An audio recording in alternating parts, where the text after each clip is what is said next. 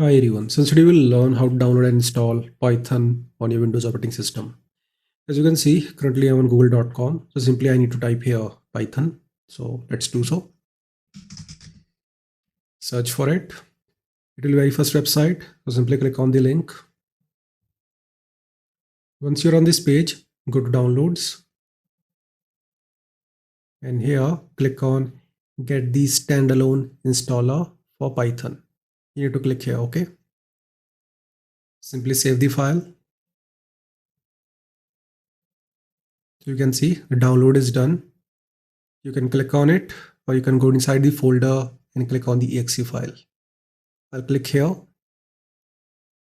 Now here, simply check these boxes at the bottom. Then click on customize installation. Leave them checked.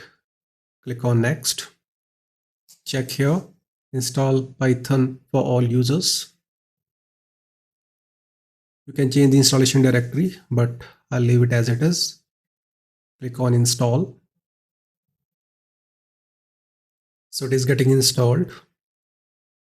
Now once the installation is done, simply click on close. Now to verify whether Python has been installed on your operating system correctly or not, we need to press Window key plus R key first.